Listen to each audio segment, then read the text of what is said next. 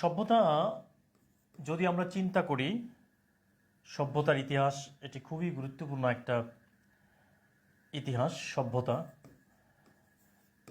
সভ্যতা এই সভ্যতা আমরা এই সভ্যতার ইংরেজি হচ্ছে সিভিলাইজেশন।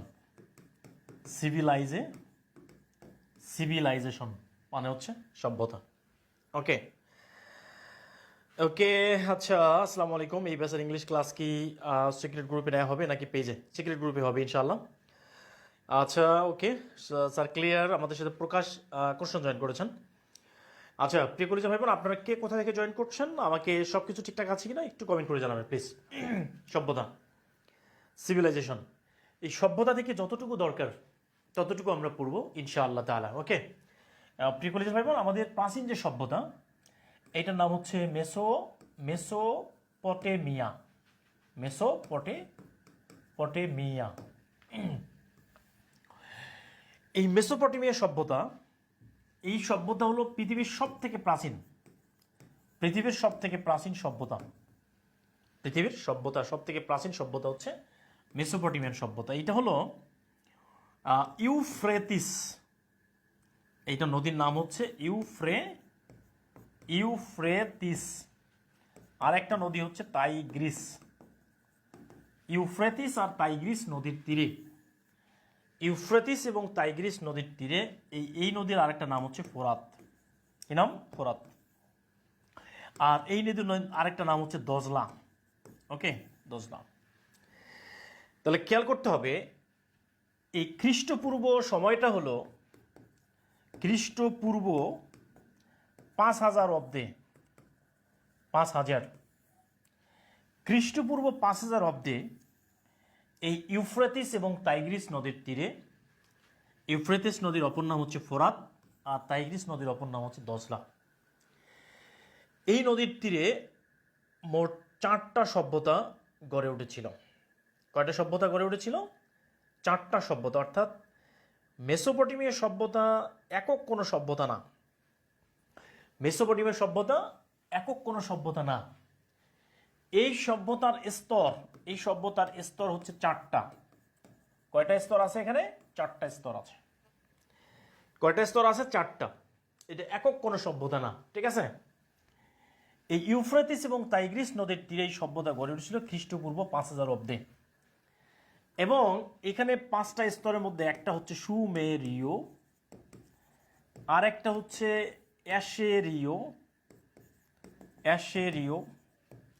আর একটা হচ্ছে ক্যালডীয়, আর একটা হচ্ছে বেবিলনীয়।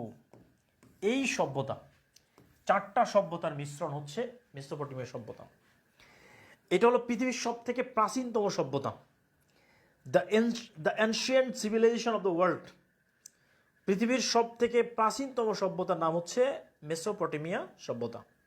ক্লিয়ার? মেসোপটেমিয়া সভ্যতা হচ্ছে পৃথিবীর সব থেকে প্রাচীন। 4টা স্তর, একটা সুমেরীয়, অ্যাশিরীয়, ক্যালডীয়, আর একটা হচ্ছে বেবিলনীয়। এই 5টা সভ্যতার সমন্বয়ে হচ্ছে মেসোপটেমিয়া সভ্যতা। ওকে, এই মেসোপটেমিয়া শব্দের অর্থ হচ্ছে, এই শব্দের অর্থটা হলো, এর অর্থ হচ্ছে, এই অর্থটা কি? অর্থটা হচ্ছে দুই নদীর তীরবর্তী অঞ্চল। তাহলে দুই নদীর তীরবর্তী অঞ্চলের নাম হচ্ছে মেসোপটেমিয়া সভ্যতা। তাহলে মেসোপটেমিয়া শব্দের অর্থ কি? দুই নদীর তীরবর্তী অঞ্চল। সেই দুই নদী কোনটা? একটা হচ্ছে ইউফ্রেটিস আর একটা হচ্ছে টাইগ্রিস। ইউফ্রেটিস, টাইগ্রিস, এই দুই নদীর তীরে অবস্থিত যে সভ্যতা, সেটাই হচ্ছে মেসোপটেমীয় সভ্যতা। ওকে, লেখা হয়েছে কিনা একটু কমেন্ট করে জানাবেন প্লিজ। লেখা ক্লিয়ার? লেখা কি ডান? ওকে, তাহলে এখন প্রশ্ন হলো, যদি পরীক্ষায় আসে যে মেসোপটেমিয়া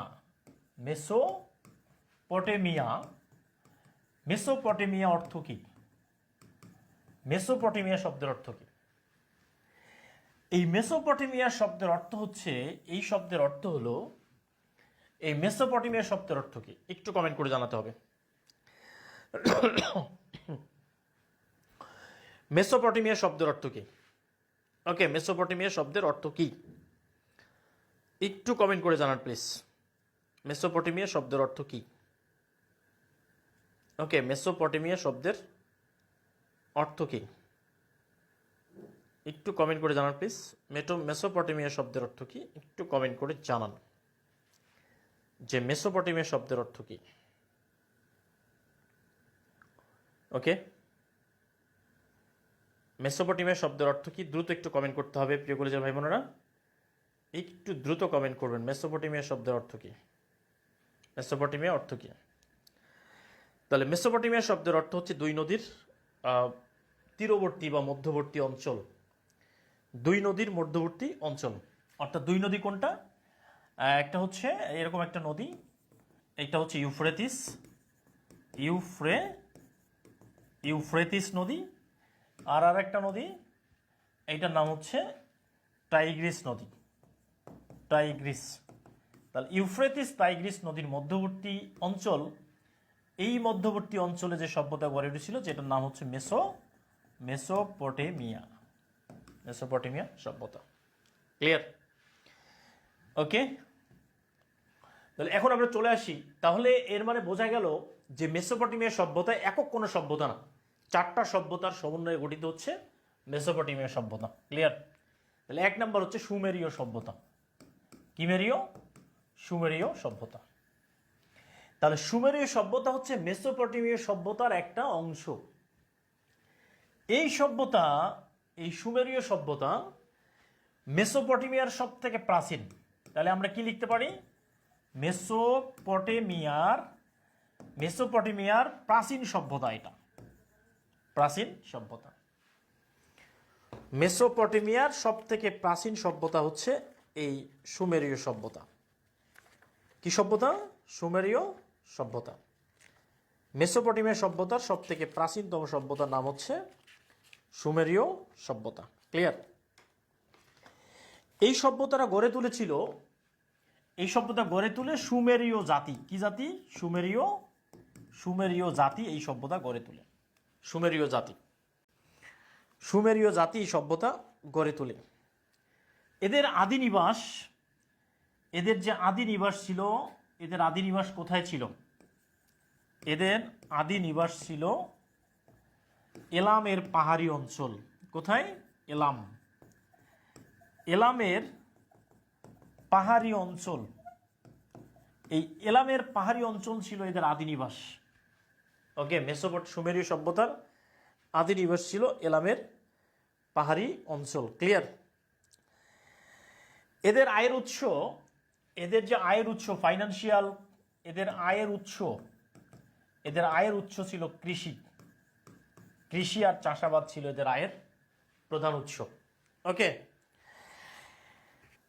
সুমেরীয়দের এই যে লিখন পদ্ধতি, সুমেরীয়দের লিখন পদ্ধতি,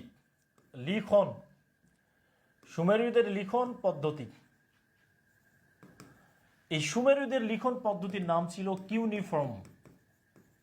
কি নাম? কিউনিফর্ম। সুমেরীয়দের লিখন পদ্ধতির নাম ছিল কিউনিফর্ম। এইটা পৃথিবীর ইতিহাসে প্রথম লেটার বেসড অ্যালফাবেট হচ্ছে এটা প্রথম তৈরি করেছে কিউনিফর্ম। এই কিউনিফর্ম যে লেটারগুলো আছে, এই লেটারগুলো তাদের প্রত্যেকটা লেটার ইংরেজি ভি বর্ণের, ভি সাইনের মতো। কি সাইনের মতো? V sign. ক্লিয়ার? কিউনিফর্ম। তার এদের লিখন পদ্ধতির নাম ছিল কিউনিফর্ম। Okay, cuneiform.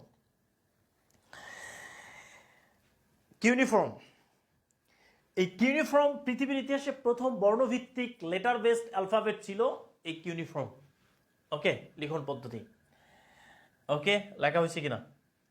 এই কিউনিফর্ম দিয়ে লেখা মহাকাব্য ছিল, অর্থাৎ কিউনিফর্ম দিয়ে লেখা মহাকাব্য, যেটার নাম ছিল গিলগামেশ। কি নাম? গিলগামেশ। তাহলে গিলগামেশ কি? গিলগামেশ হচ্ছে একটা মহাকাব্য, যেই মহাকাব্যটা কিউনিফর্ম লিখন পদ্ধতি দিয়ে লেখা। গিলগামেশ হচ্ছে একটা মহাকাব্য যেটা কিউনিফর্ম লিপিতে প্রথম লেখা, পৃথিবীর ইতিহাসে প্রথম কিউনিফর্ম লিপিতে রচিত মহাকাব্যের নাম হচ্ছে গিলগামেশ। ওকে, গিলগামেশ। যদিও এই গিলগামেশটা এদের না, এটা পরবর্তী বেবিলনীয় সভ্যতার একটি অংশ। ক্লিয়ার? তাহলে এখন আমরা একটা প্রশ্ন দিই যে সুমেরীয়দের অবদানটা কি আসলে সভ্যতায়? সুমেরীয়দের অবদান কি? সুমেরীয়দের অবদান সভ্যতায়, সুমেরীয়দের অবদানটা কি আসলে?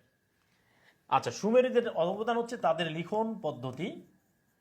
লিখন পদ্ধতি তারা আবিষ্কার করেছিল, যেটার নাম ছিল কি?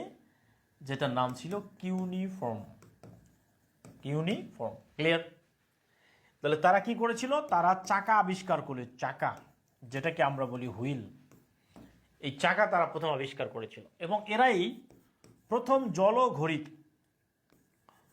ঘড়ি, ঠিক আছে, এটা হচ্ছে ওয়াটার বেসড, ওয়াটার ওয়াশ।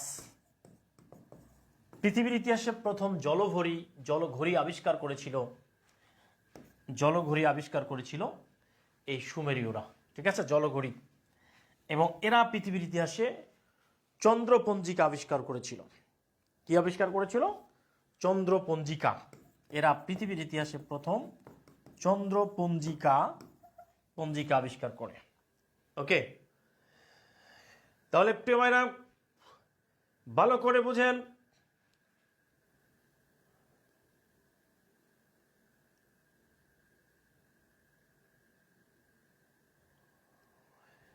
তাহলে সুমেরীয় সভ্যতা, সুমেরীয় কি সভ্যতা? সুমেরীয় সভ্যতা। এই সুমেরীয় সভ্যতার যে অবদান, এদের লিখন পদ্ধতির নাম ছিল কিউনিফর্ম। এরা প্রথম চাকা আবিষ্কার করেছিল, হুইল। এরা প্রথম জলঘড়ি আবিষ্কার করেছে। এরা প্রথম চন্দ্রপঞ্জিকা আবিষ্কার করেছে। ওকে, ক্লিয়ার? তাহলে চাকা আবিষ্কার করে কোন সভ্যতা? তাহলে যদি পরীক্ষায় আসে, কোশ্চেন যদি পরীক্ষায় আসে, কোন সভ্যতা চাকা আবিষ্কার করে? কোন সভ্যতা চাকা আবিষ্কার করে? চাকা আবিষ্কার করে কোন সভ্যতা? ওকে, চাকা। কোন সভ্যতা চাকা আবিষ্কার করেছিল? ওকে, এটা প্রশ্ন খুবই ইম্পর্ট্যান্ট। চাকা।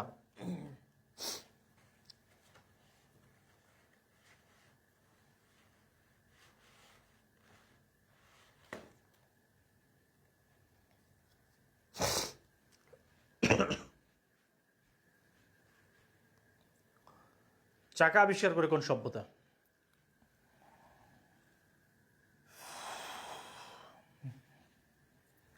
কোন সভ্যতা চাকা আবিষ্কার করে?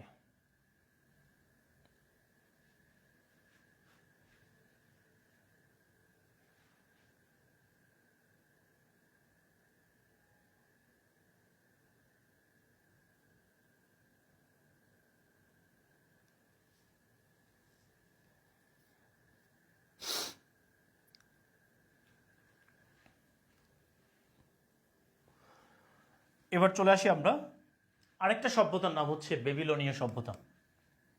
কি সভ্যতা? সভ্যতার নাম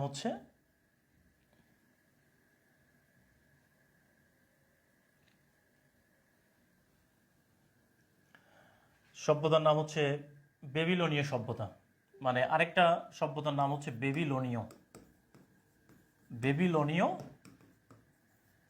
বেবিলনীয় সভ্যতা। ওকে, বেবিলনীয় সভ্যতা। এই বেবিলনীয় সভ্যতা এটা গড়ে ওঠে ইরাকের বেবিলনে গড়ে ওঠে। এই জন্য এটাকে বলা হচ্ছে বেবিলনীয় সভ্যতা। ক্লিয়ার? ইরাকের বেবিলন শহরে এই সভ্যতা গড়ে ওঠে। এই সভ্যতা গড়ে তোলে কে? অ্যামোরাইট জাতি। অ্যামোরাইট জাতি এই সভ্যতা গড়ে তোলে। কোন জাতি? অ্যামোরাইট জাতি। অ্যামোরাইট নামে একটা জাতি আছে, এই জাতি বেবিলনীয় সভ্যতা গড়ে তোলে। ওকে, আর এই অ্যামোরাইট যে নেতা, এদের নেতা ছিল হাম্বুরাবি। অ্যামোরাইটদের নেতার নাম কি ছিল? এদের নেতার নাম ছিল হাম্বুরাবি। এদের নেতার নাম ছিল হাম্বুরাবি। এই হাম্বুরাবি তিনি প্রথম পৃথিবীর ইতিহাসে প্রথম আইন প্রণেতা এবং তার রচিত আইনের নাম হচ্ছে হাম্বুরাবির সনদ। হাম্বুরাবির সনদ, অথবা যেটাকে আমরা বলি হাম্বুরাবি কোড। হাম্বুরাবির সনদ বা হাম্বুরাবি কোড। ক্লিয়ার? হাম্বুরাবি কোড। চলে আসেন প্রিয় ভাইরা, এরাই প্রথম যে গিলগামেশ মহাকাব্যের নাম আমরা শুনলাম, গিলগামেশ। এই গিলগামেশ মহাকাব্যের লেখক হচ্ছে এই সভ্যতা। এরা সুমেরীয়দের কিউনিফর্ম লিপি ব্যবহার করে তারা পৃথিবীর ইতিহাসে প্রথম গিলগামেশ মহাকাব্য লিখেছিল। ক্লিয়ার? গিলগামেশ এই ইরাকের বেবিলন শহরে অ্যামোরাইট জাতি এই বেবিলনীয় সভ্যতা গড়ে তুলেছিল। এবং পৃথিবীর ইতিহাসে প্রথম মানচিত্র যদি আমরা চিন্তা করি, প্রথম ম্যাপ, পৃথিবীর ইতিহাসে প্রথম ম্যাপ তারা তৈরি করেছে। পৃথিবীর ইতিহাসে প্রথম ম্যাপ, মানচিত্র তৈরি করেছে কারা? তাহলে পৃথিবীর প্রথম প্রাচীনতম যে মানচিত্র সেটি পাওয়া গেছে বেবিলনের উত্তরে গাথুরা শহরে। তাহলে বেবিলনের একটা শহরের নাম হচ্ছে গাথুরা। কি শহর? এই গাথুরা শহর। এইখানে পৃথিবীর ইতিহাসে প্রথম ম্যাপ আবিষ্কার হয়েছে। ক্লিয়ার? অর্থাৎ পৃথিবীর ইতিহাসে প্রথম ম্যাপ আবিষ্কার করেছে এই বেবিলনীয়রা। ওকে, এটা খুবই ইম্পর্টেন্ট, একটু মনোযোগ দিয়ে দেখতে হবে। ঠিক আছে? তাহলে যদি পরীক্ষায় আসে পৃথিবীর প্রাচীনতম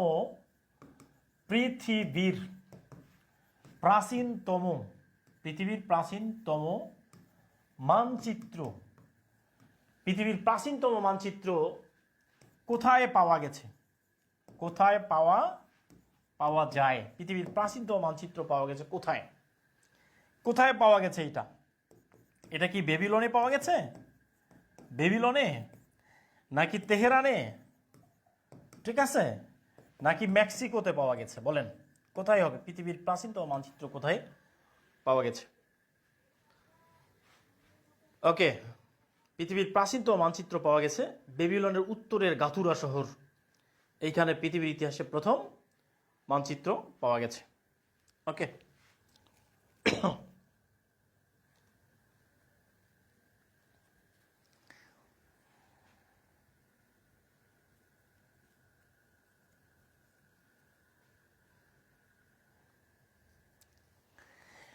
এইখানে এই বেবিলনে আরেকটা সভ্যতা গড়ে উঠেছে যেটাকে আমরা বলি ক্যালডীয় সভ্যতা। কি সভ্যতা বলি এটাকে আমরা? এই বেবিলনে আরেকটা সভ্যতা প্রতিষ্ঠিত হয়েছে যেটার নাম হচ্ছে ক্যালডীয়। এই ক্যালডীয় সভ্যতা, তাহলে এই সভ্যতাটা গড়ে উঠেছে কোথায়? বেবিলনে।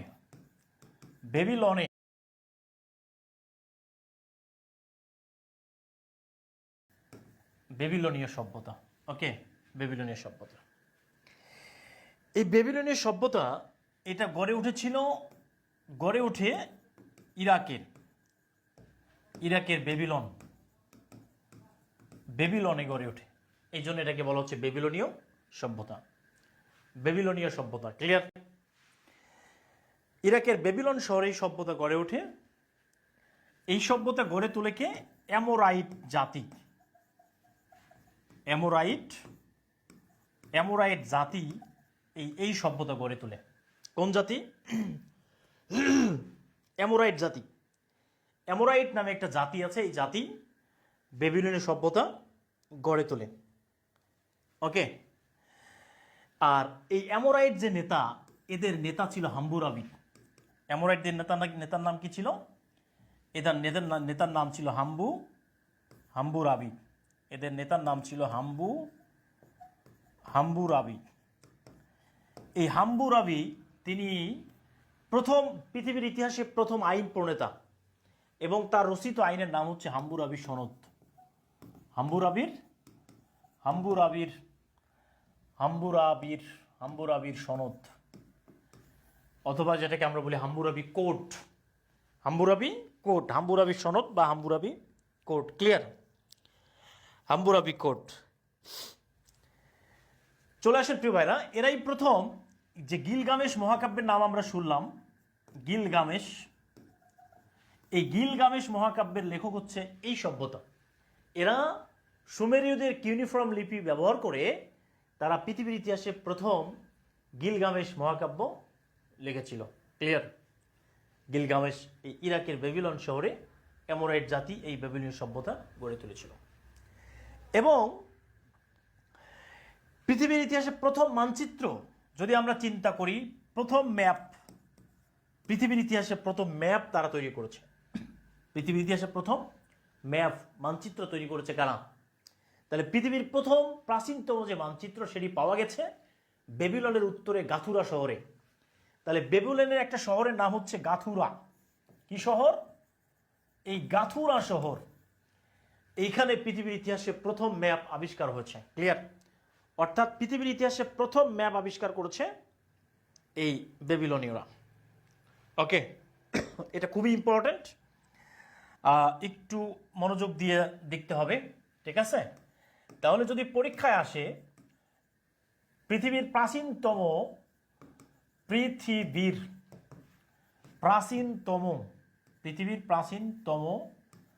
মানচিত্র, পৃথিবীর প্রাচীনতম মানচিত্র কোথায় পাওয়া গেছে? কোথায় পাওয়া যায়? পৃথিবীর প্রাচীনতম মানচিত্র পাওয়া গেছে কোথায়? কোথায় পাওয়া গেছে এটা? এটা কি বেবিলনে পাওয়া গেছে?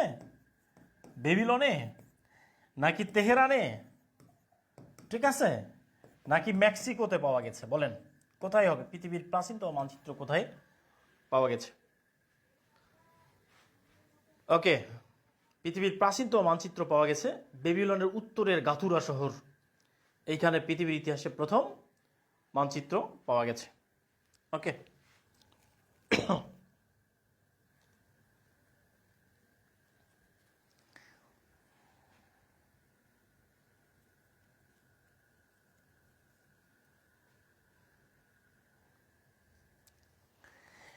এইখানে এই বেবিলনে আরেকটা সভ্যতা গড়ে উঠেছে যেটাকে আমরা বলি ক্যালডীয় সভ্যতা।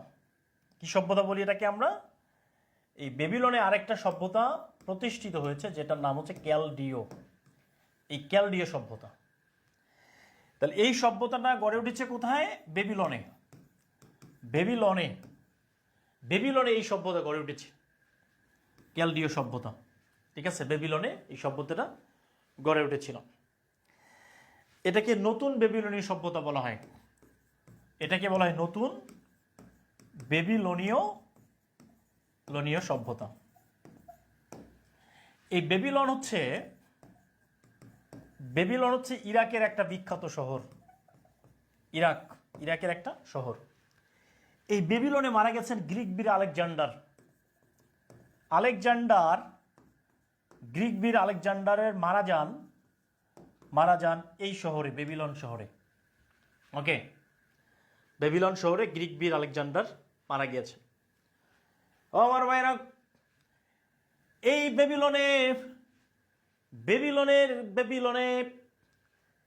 বেবিলনে দুইজন ফেরেশতা, এই দুইজন ফেরেশতার একজনের নাম হচ্ছে হারুত আর একজনের নাম হচ্ছে মারুত। এই হারুত আর মারুত নামে দুইজন ফেরেশতা পবিত্র কোরআনে উল্লেখ করা হয়েছে। আল্লাহ তাআলা পৃথিবীতে দুইজন ফেরেশতাকে পাঠিয়েছিলেন মানুষের চরিত্র দিয়ে। এই ফেরেশতারা আল্লাহর কাছে চ্যালেঞ্জ করেছিল, আল্লাহ তুমি যদি আমাদেরকে পৃথিবীতে পাঠাইতা, আমরা ব্যভিচার করতাম না, রক্তপাত করতাম না, কাটাকাটি মারামারি করতাম না।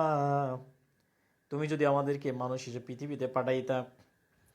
আল্লাহ তাআলা তাদের সাথে চ্যালেঞ্জ করলেন, ফেরেশতারা তোমরা জেনে রাখো, তোমরাও যদি মানুষ হিসেবে পৃথিবীতে যাও তোমরাও অপরাধ করবে, ঠিক কিনা?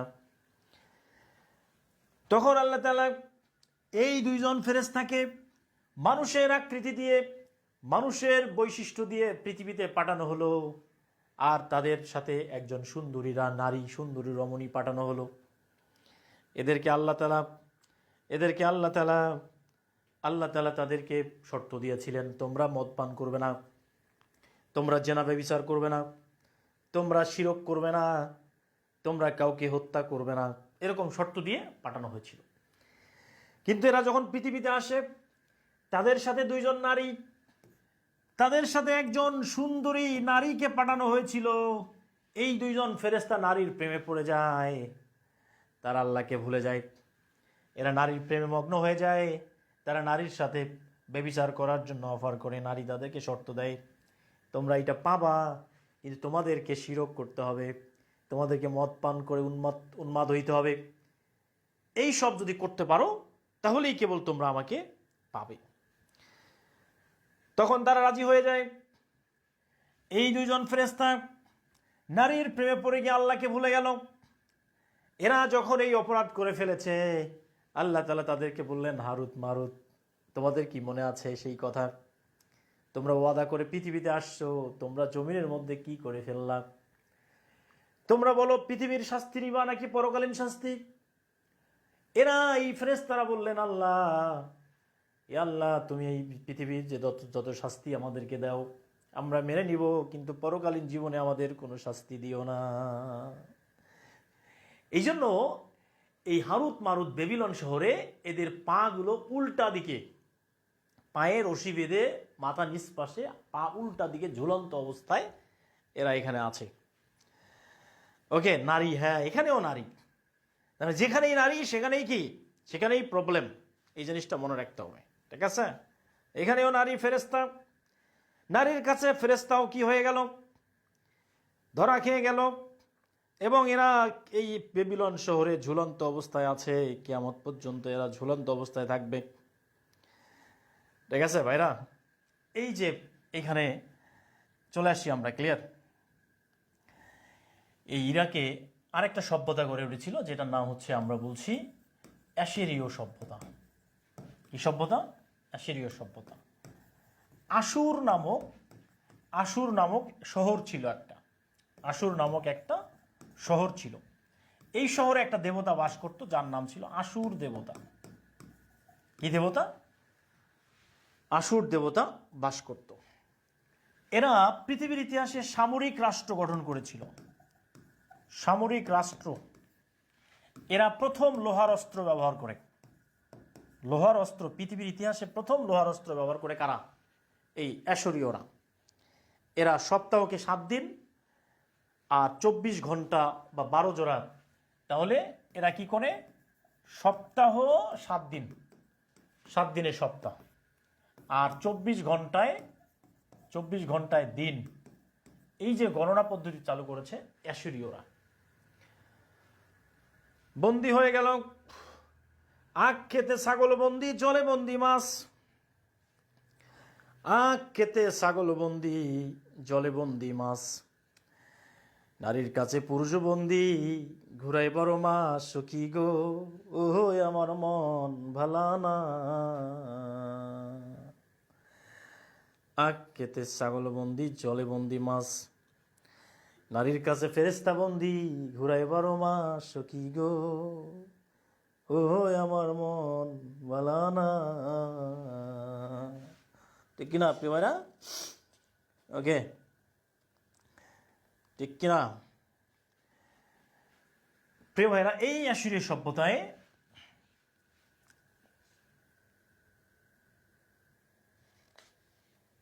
লেখা হয়েছে, লেখা হয়েছে কিনা? এরা বৃত্তকে 360 ডিগ্রি করে ভাগ করে, সরি, এই যে এই সপ্তাহে 7 দিনে ভাগ, এটা হবে না। হ্যাঁ, এরা যেটা করেছিল, এরা করেছিল হচ্ছে বৃত্তকে 360 ডিগ্রি করে ভাগ করেছিল, এবং এরা তৈরি করেছিল অক্ষাংশ প্লাস হচ্ছে দ্রাঘিমাংশ তারা আবিষ্কার করেছে। ক্লিয়ার? একটু ঠিক করে নেবেন। হ্যাঁ, লোহার অস্ত্র এরা প্রথম ব্যবহার করে, আর এরা বৃত্তকে 60 ডিগ্রি করে ভাগ করে অক্ষাংশ দ্রাঘিমাংশ আবিষ্কার করে। ওকে, আর বেবিলনীয় সভ্যতা যেটা করেছিল, তারা যেটা করেছিল ক্যালডীয় সভ্যতা, তারা 12 জোড়া ঘন্টায় ভাগ করেছিল এবং সপ্তাহে 7 দিন, এটা ক্যালডীয় সভ্যতা করে। ক্লিয়ার? বাস্তবে শাস্তিরত অবস্থায় হারুত মারুত ফেরেশতাকে দেখা সম্ভব কি না? সম্ভব না। এরা তো, আপনি ফেরেশতাকে দেখতে পারবেন না, এটা আল্লাহ তাআলা পবিত্র কোরআনে উল্লেখ করেছেন। আপনি ফেরেশতাকে কিভাবে দেখবেন ভাই? ফেরেশতাকে দেখতে হলে আপনাকে ফেরেশতা হইতে হবে, যেটা বাস্তবে সম্ভব না। আমার মাইনা, এবার চলে আসেন আমাদের আরেকটা সভ্যতা, এটার নাম হচ্ছে মিশরীয় সভ্যতা। কি সভ্যতা? মিশরীয় সভ্যতা। মিশর, এই সভ্যতাটা গড়ে উঠেছিল মিশরে। কোথায় গড়ে উঠেছিল? মিশরে। মিশরের কোথায় গড়ে উঠেছিল? নীল নদের তীরে। এই সভ্যতাকে নীল নদের দান বলা হয়। নীল নদের কি বলা হয়? নীল নদের দান বলা হয়। এই মিশরের সভ্যতাকে নীল নদের দান বলা হয়। এটা নীল নদের দান কে বলেছেন? এটা বলেছেন হেরোডোটাস।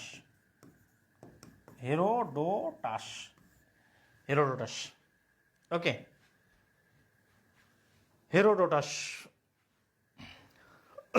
ওকে, নীল নদের দান, মিশরীয় সভ্যতা। এই মিশরীয়রা এরা কি করে? খ্রিস্টপূর্ব 5000 অব্দে 5000 অব্দে এই সভ্যতা গড়ে ওঠে। ক্লিয়ার? আর এই মিশরীয় সভ্যতার যে অবদান, এদের লিখন পদ্ধতির নাম ছিল হায়ারোগ্লিফিক।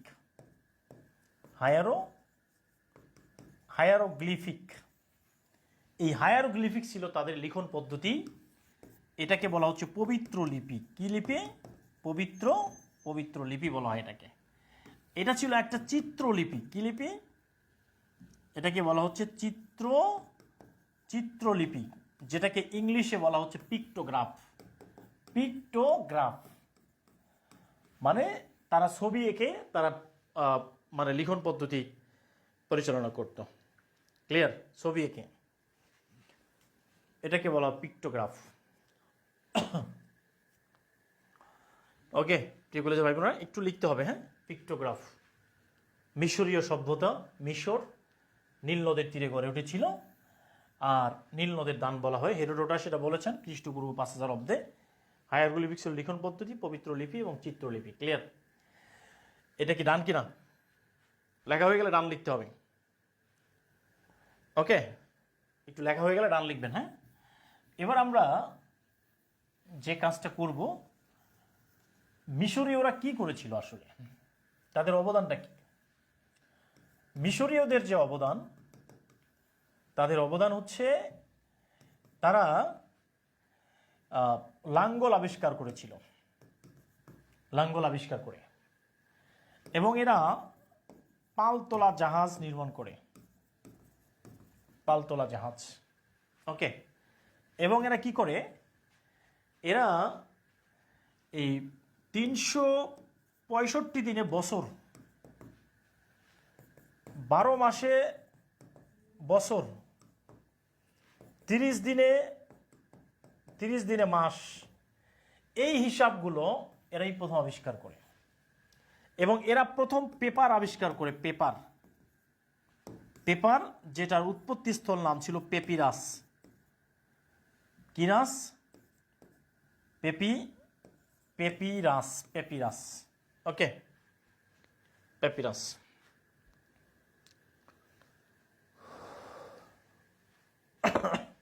প্যাপিরাস।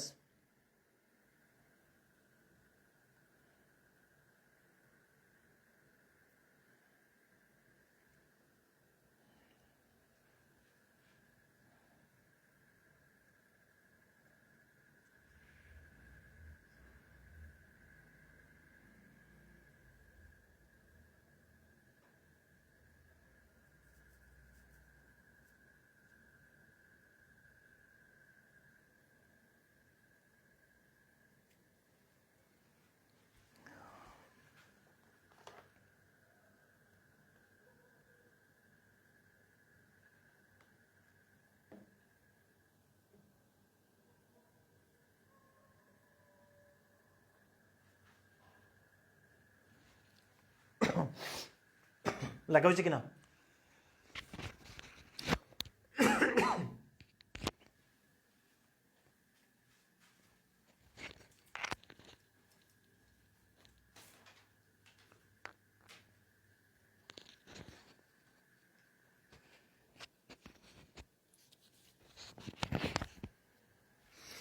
ওকে, তাহলে প্রশ্ন হচ্ছে লাঙ্গল কোন সভ্যতার আবিষ্কার?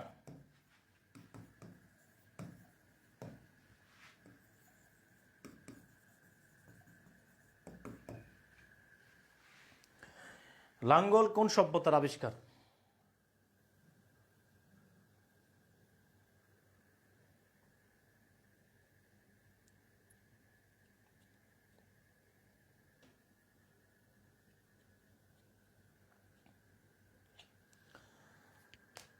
ঠিক করে জানাবেন ক্লাসটি কেমন লাগতেছে, একটু কমেন্ট করে জানাবেন ক্লাসটি কেমন লাগতেছে। লাঙ্গল কোন সভ্যতা আবিষ্কার করে?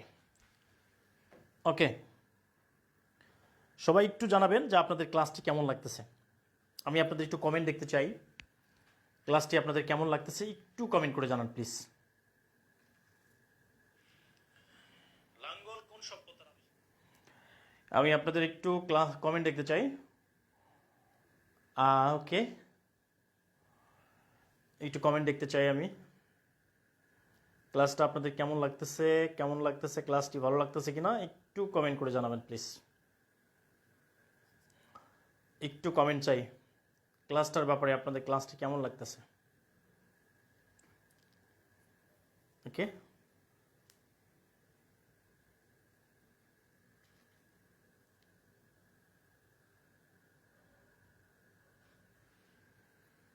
ক্লাসটি আপনাদের কেমন লাগতেছে একটু কমেন্ট করে জানাই।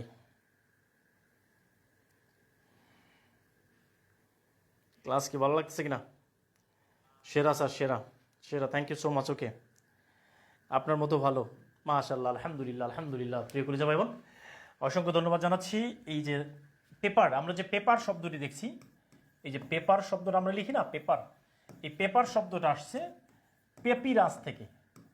পেপিরাস, পেপার, এই পেপিরাস নামে একটা গাছ ছিল, এই গাছের বাকল থেকে পৃথিবীর ইতিহাসে প্রথম পেপার বা কাগজ তৈরি করা হয়। ক্লিয়ার ইনশাআল্লাহ। ওকে, এরপরে চলে আসেন হচ্ছে আমরা পড়ব গ্রিক সভ্যতা। গ্রিক সভ্যতা, ওকে, গ্রিক সভ্যতা। এই গ্রিক সভ্যতা কেন বিখ্যাত? এরা বিখ্যাত মূলত তাদের দর্শন, তাদের ধর্ম, তাদের প্রত্যেকটা বিষয়ের জন্য তারা বিখ্যাত। গ্রিক সভ্যতা, ওকে, গ্রিক সভ্যতা কেন বিখ্যাত? এই পৃথিবীর ইতিহাসে গ্রিক সভ্যতা নানা কারণে বিখ্যাত। এর অনেক কারণ আছে।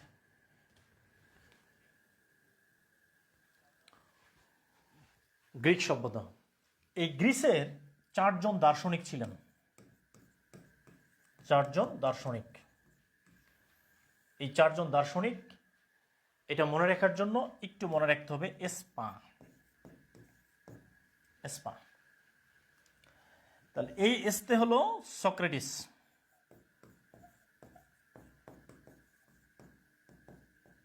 সক্রেটিস। এই পিতে হচ্ছে প্লেটো, ওকে। এতে হলো এরিস্টটল, আর এই এতে হচ্ছে আলেকজান্ডার। আলেকজান্ডার, তাহলে গ্রিসের যে 4 জন দার্শনিক ছিলেন, এরা ছিলেন শ্রেষ্ঠ দার্শনিক, শ্রেষ্ঠ। তাহলে একটা হচ্ছে সক্রেটিস, এরপর হচ্ছে প্লেটো, এরপর এরিস্টটল, এরপর হচ্ছে আলেকজান্ডার।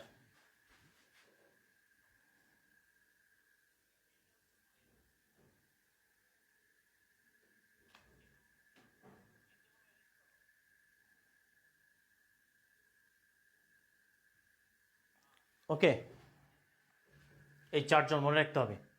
এটা হলো কে কার শিক্ষক, কে কার শিক্ষক। তাহলে সক্রেটিসের ছাত্র হচ্ছে প্লেটো, প্লেটোর ছাত্র এরিস্টটল, তার ছাত্র হচ্ছে আলেকজান্ডার। ক্লিয়ার? এটা একটু লিখতে হবে। এই সক্রেটিস তিনি ছিলেন জ্ঞান গুরু, জ্ঞান গুরু বলা হয়। তিনি বলেছেন জ্ঞানই পূর্ণ, জ্ঞানই পূর্ণ। তার বিখ্যাত বই হচ্ছে know thyself, know thyself.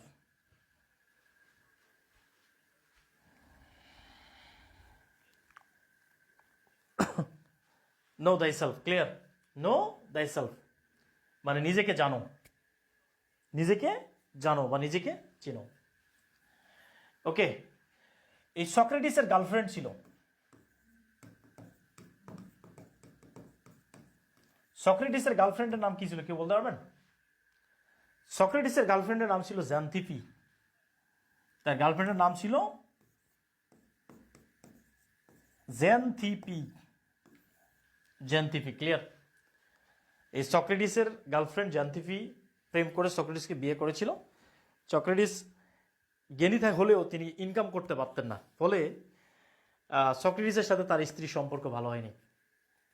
Socrates একটা মানে কি বলবেন, একদিক থেকে রাষ্ট্রযন্ত্র তাকে ডিস্টার্ব করেছে, কষ্ট দিয়েছে, অপর দিক থেকে তার নিজের ঘরের স্ত্রী তাকে কষ্ট দিয়েছে।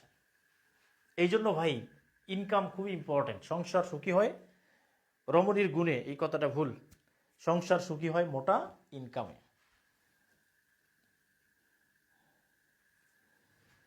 ওকে,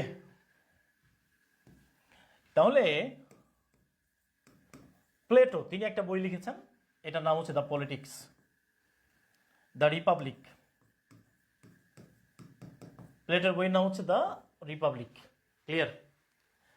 আর এরপরে এরিস্টটলের একটা বই আছে, এটার নাম হচ্ছে দ্য পলিটিক্স।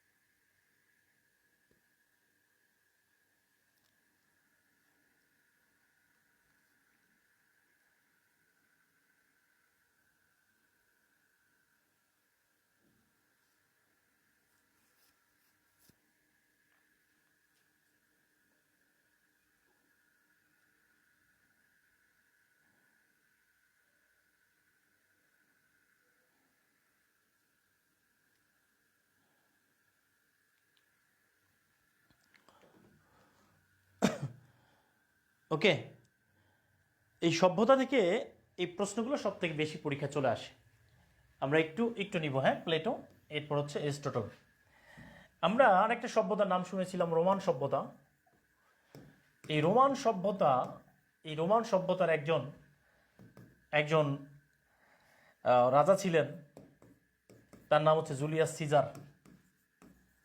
জুলিয়াস সিজার তিনি বলেছিলেন ভিনি ভিডি ভিসি, অর্থাৎ ভিনি ভিডি ভিসি মানে হচ্ছে এলাম, এরপর হচ্ছে দেখলাম, এরপর হচ্ছে জয় করলাম।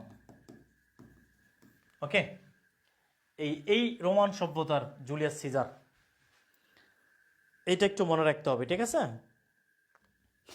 এটা একটু মনে রাখতে হবে। এরপরে যে পরীক্ষায় আসে যে সভ্যতা, এটার নাম হচ্ছে সিন্ধু সভ্যতা। কি সভ্যতা? সিন্ধু। এই সিন্ধু সভ্যতা, এই সভ্যতা আবিষ্কার হয়, এই সিন্ধু সভ্যতা আবিষ্কার হয়েছে 1922 সালে, 1922, 1922 সালে। এটা আবিষ্কার কে করেছেন? আবিষ্কার করেছেন রাখাল দাস বন্দ্যোপাধ্যায়। রাখাল দাস বন্দ্যোপাধ্যায় এই সভ্যতা আবিষ্কার করেছেন। ওকে, 1922 সালে। এখানে পৃথিবীর ইতিহাসে অন্যতম নগর সভ্যতা, নগর কেন্দ্রিক সভ্যতা ছিল এই সিন্ধু সভ্যতা। নগর কেন্দ্রিক সভ্যতা, ক্লিয়ার? এখানে দুইটা শহর পাওয়া গেছে, একটা হচ্ছে হরপ্পা নগরী, হরপ্পা নগরী, আরেকটা হচ্ছে মহেঞ্জোদারো, মহেঞ্জোদারো। তাহলে হরপ্পা এবং মহেঞ্জোদারো, হরপ্পা এবং মহেঞ্জোদারো, এই হরপ্পা এবং মহেঞ্জোদারো এই যে দুইটা নগরী পাওয়া গেছে কোথায়? এই সিন্ধু সভ্যতায়। ঠিক আছে, সিন্ধু সভ্যতার যে অবদান, এরা পৃথিবীর ইতিহাসে প্রথম ওজন বা পরিমাপ পদ্ধতি এরা প্রথম আবিষ্কার করে। ক্লিয়ার? এবং এরা কি করে? সিলমোহর, আমরা যে সিল দেই, সিলমোহর এরা তারা তৈরি করে। ঠিক আছে, এই সিলমোহর প্রথম পৃথিবীর ইতিহাসে প্রথম ইউজ করছে হলো এই সিন্ধু সভ্যতা।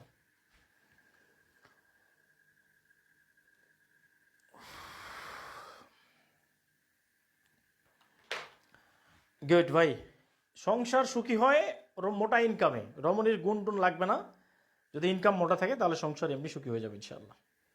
ওকে, প্রিয় পরিচয় ভাই, সভ্যতা থেকে যতটুকু পড়েছি enough, enough is enough, enough is enough. আমরা ধর্ম থেকে প্রশ্ন করা হয়, যেমন ধর্ম, এই ধর্ম থেকে প্রশ্ন হলে অবশ্যই বৌদ্ধ ধর্ম থেকে প্রশ্ন হয় চাকরি পরীক্ষায়। তাহলে এই বৌদ্ধ ধর্মের প্রচারক, এই ধর্মের প্রচারক কে? প্রচারক হচ্ছে গৌতম বুদ্ধ। এই গৌতম বুদ্ধের জন্ম, তার জন্ম হচ্ছে নেপাল। এই গৌতম বুদ্ধ তার যে ধর্মগ্রন্থের নাম হচ্ছে ত্রিপিটক। ক্লিয়ার? ত্রিপিটক। এই গৌতম বুদ্ধের নীতি হলো পঞ্চশীলা নীতি। এটা হলো একটা নীতি। আরেকটা নীতি হচ্ছে অষ্টাঙ্গিক মার্গ। এই অষ্টাঙ্গিক মার্গ মানে হচ্ছে 8টা পথ। কেউ যদি 5টা নীতি আর 8টা পথ মেনে চলে, তাহলে সে কি লাভ করবে? সে জীবনে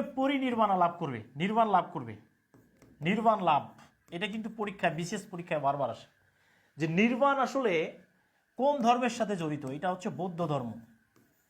নির্বাণ লাভ মানে হচ্ছে এহকালীন শান্তি এবং পরকালীন মুক্তি। ক্লিয়ার?